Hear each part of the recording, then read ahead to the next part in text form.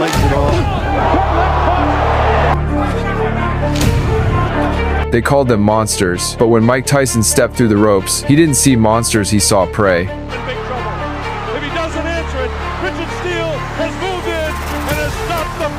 With his deadliest style, explosive counters, and the kind of power that could shut the lights out in a heartbeat, Tyson turned these so-called beasts into broken men in seconds. Today, we're diving into the deadliest knockouts of Iron Mike's career, the fights where he faced the biggest, scariest heavyweights alive and sent them crashing to the canvas like rag dolls.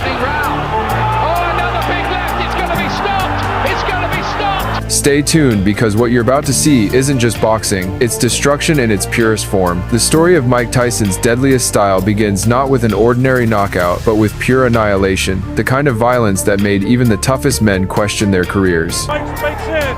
He leads to the right hand. Now he goes. I don't think he'll get up. Take Donovan Ruddock in 1991, a man built like a tank with one of the most feared left hooks in the division.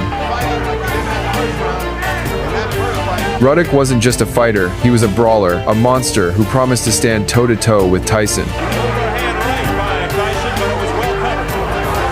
In their rematch, the atmosphere was electric, two heavyweights trading power shots with the kind of reckless abandon that echoed through every seat in the arena. But Tyson was different. He slipped, ducked, and rolled with the precision of a predator, then launched those short, bone-crushing hooks inside Ruddock's guard. Every exchange was a car crash, but by the later rounds, Tyson's accuracy and relentlessness had carved Ruddock down. The referee had no choice but to step in, as Ruddock's body sagged under the punishment.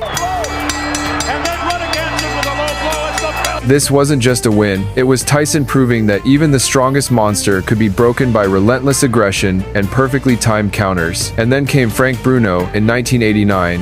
Let's see how quick he stands. Bruno tries to keep him up. A fighter who looked like a comic book superhero, massive frame, muscles that seemed to ripple with every move. A man who, on paper, could have been the one to tame Tyson. But power alone doesn't stop a storm. From the opening bell, Tyson's peak, a Boo style, shredded Bruno's defenses. He's not afraid. Hanging on. Bruno's already tagged with a right hand. And there goes Bruno for the first time in the... Every time Bruno tried to throw that heavy jab, Tyson slipped under, came up with savage hooks, and ripped combinations that sounded like gunfire. Room to come off the ropes. Scores with the uppercut. Lands a big right hand.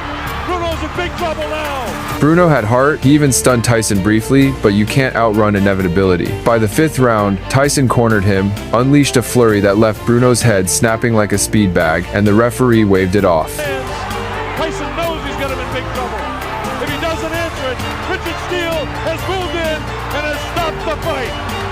Tyson turned a man who looked like a monster into a helpless statue, frozen against the ropes, unable to fight back. But Tyson didn't just destroy giants in his prime. Even after his prime, he carried that nuclear power. In 2003, Clifford Etienne, nicknamed the Black Rhino, thought he could charge straight through Tyson. It lasted less than a blink. Tyson, crouching low, measured the rush, and detonated a single right hand that dropped Etienne like he'd been unplugged from reality.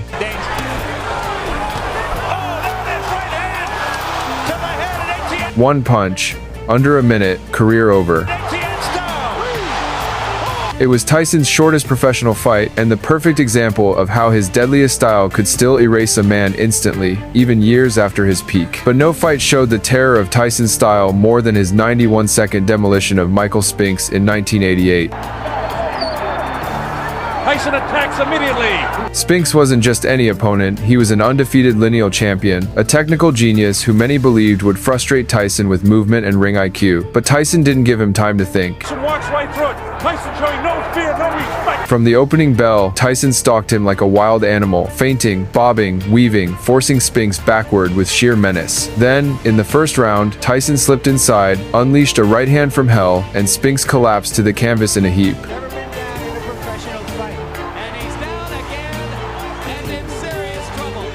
The so-called lineal champion never fought again. One round, one knockout, a monster slain, his career stolen in under 2 minutes. But perhaps the most symbolic of Tyson's rise was Trevor Berbick in 1986, the night Tyson became the youngest heavyweight champion in history. Mike Tyson Kind of feeling him out here, but Berbick was a tough, rugged fighter, known for his ability to take shots and keep coming. you get the idea now that Berbick, A man many thought could drag Tyson into deep waters. Instead, Tyson unleashed one of the most iconic performances in boxing history. His combinations were lightning fast, his head movement impossible to read, and every punch landed like a sledgehammer. he can't take shots like this very long. In the second round, Tyson crushed Berbick with a left hook that sent him stumbling, falling, then standing, then falling again in a bizarre dance of destruction. Heavyweight champions of all time.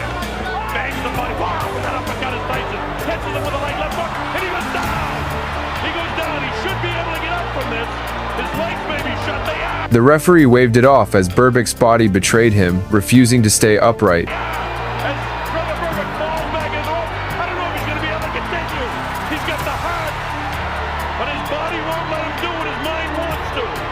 And he's counted. Tyson didn't just win the title, he announced to the world that monsters bleed, and he was the one to make them bleed. And that was only the beginning, because for every Berbick, every Spinks, every Bruno that Tyson destroyed, there were more giants waiting in line, bigger, but none of them understood until it was too late. And then there's the spectacle fight, Tyson versus Eric Butterbean.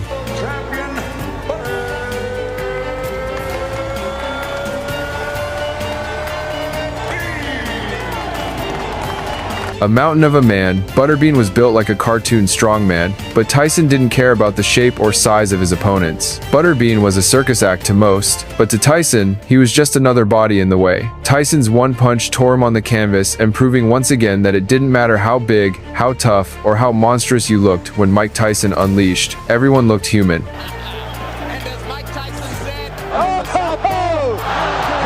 And he floors Butterbean with Go back even further, to 1985, when Tyson was still a rising storm. Against Robert Coley, it was pure savagery. Ladies and gentlemen, let's welcome aboard Big Bob Coley. Tyson walked him down with no hesitation, no respect, and unleashed a left hook that detonated on Coley's chin. He was out before he hit the canvas. That first round destruction wasn't just a knockout, it was a prophecy, a glimpse of what the world was about to witness in the years to come. By 2001, Tyson wasn't the same invincible young monster, but against Brian Nielsen, he reminded the world what Iron Mike truly was. Nielsen, a massive Danish giant, thought his size would be enough to hold Tyson off. Instead, Tyson chopped him down like an oak tree, battering him until the referee had to step in by the 6th round. Power behind that. So, Tyson proved one truth over and over again. It didn't matter how tall you were, how strong you looked, or how much experience you carried. When the storm came, nobody could survive it. His deadliest style wasn't just power, it was precision, speed, and an animal instinct that no one has ever replicated. Tyson didn't fight opponents, he devoured them, and in doing so, carved his name into boxing history as the most terrifying knockout artist to ever live.